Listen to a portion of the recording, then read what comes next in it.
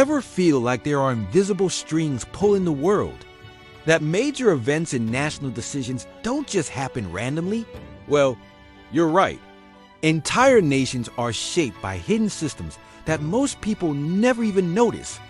These forces are operating in the background, quietly influencing our laws, economies, and even our beliefs. Today, we're going to pull back the curtain on 10 of these powerful, hidden systems that are shaping our world right now. You won't look at the news the same way again. Let's start with something that sounds boring, but is incredibly powerful: central banking systems. When you hear central bank, you might think of interest rates or printing money. But their influence goes so much deeper. These institutions, like the Federal Reserve in the US or the European Central Bank, have the power to control a nation's spending and economic direction. By adjusting interest rates, they make it cheaper or more expensive for the government, businesses, and you to borrow money. This can either supercharge the economy or slow it down to a crawl. They can buy government debt, essentially funding national projects without direct taxpayer approval. It's not just about managing the economy. It's about wielding enormous influence over what a country can and can't do. It's a quiet power that directs the flow of money, and in doing so, directs the nation itself. This isn't just budgeting. It's a subtle form of control that sets the stage for political decisions.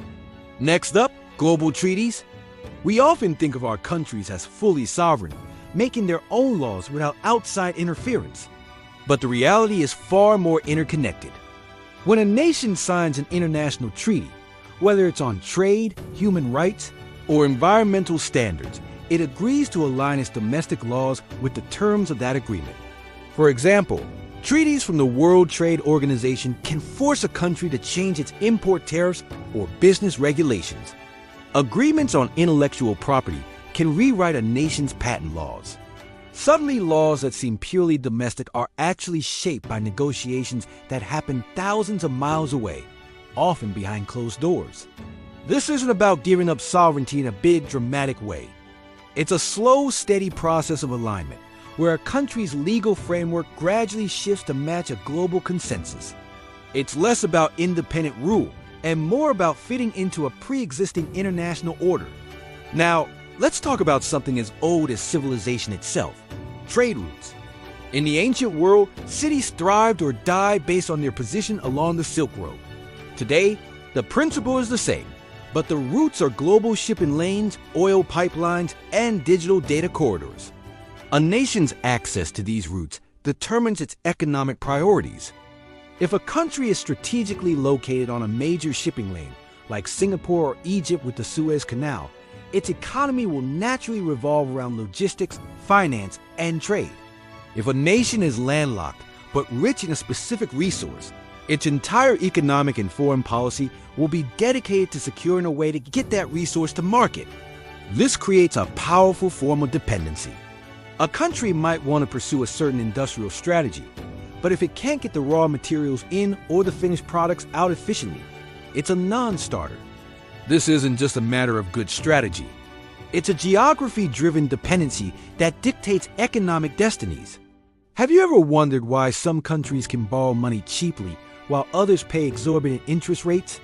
The answer often lies in another hidden system: international credit ratings. Agencies like Moody's, Standard & Poor's, and Fitch act as the financial world's judges. They assess a country's economic and political stability and assign it a grade, like an A or B. This single rating can have massive consequences. A high rating means a country is seen as a safe investment, allowing it to borrow money at low interest rates to fund infrastructure, social programs, and more. But a downgrade can trigger a crisis. It signals risk, causing investors to pull their money out, which can devalue the currency and make borrowing impossibly expensive. This gives these private rating agencies incredible leverage. They can effectively punish a government for policies they deem risky, forcing it to adopt more market-friendly reforms. It's not just a reflection of reputation. It's a powerful tool of financial leverage that can bring a nation to its knees. Moving into geopolitics, let's look at military alliances. On the surface, alliances like NATO, are about collective defense. An attack on one is an attack on all. They seem like a form of protection, but dig a little deeper, and you'll see they are also about positioning. Joining an alliance means aligning your foreign policy with the group's leader and its objectives. Member countries are often expected to adopt similar military technologies, participate in joint exercises, and support the alliance's strategic goals, even if those goals don't perfectly align with their own national interests. This shapes a country's relationships with nations outside the alliance. For example, being in NATO defines a country's relationship with Russia and China. It's not just about having friends to call on in a war. It's about choosing a side in a global power struggle. This isn't just protection. It's strategic positioning on the world's chessboard. Let's switch gears to something we use every day without a second thought: energy grids. When you flip a light switch, you're tapping into a vast, complex system that is fundamental to national stability. A nation's energy grid, the network of power plants, transmission lines, and distribution stations, is its lifeblood. But where that energy comes from is a critical point of control. Is a country self-sufficient with its own diverse sources of energy, like renewables, nuclear, and fossil fuels? Or is it dependent on a single pipeline from a neighboring country? This dependency can be weaponized. A nation that controls another's energy supply can exert immense political pressure, threatening to turn off the taps during a dispute. This makes the energy grid more than just infrastructure. It's a lever of control. Securing energy independence isn't just an economic goal. It's a national security imperative. Now for a system that directly shapes the future face of a nation: migration systems. The flow of people across borders is often framed as a natural or spontaneous phenomenon, but in reality, it is heavily managed and designed. Governments create specific visa programs to attract certain types of people, like highly skilled tech workers, agricultural laborers, or wealthy investors. They set quotas, create pathways to citizenship, and establish refugee policies. These decisions, made quietly in government offices, fundamentally alter a country's demographics, labor force, and cultural makeup over generations. Think about the brain drain from some countries and the brain gain in others. That is a direct result of targeted migration policies. This isn't just a movement of people. It's a deliberate demographic design intended to meet specific economic and social goals. In our hyper-connected world, how we perceive events is everything. And that perception is shaped by global media networks. A handful of international news agencies like Reuters, Associated Press, and Agence France-Presse are the primary sources for most of the world's news. Local newspapers and TV stations in hundreds of countries subscribe to their services.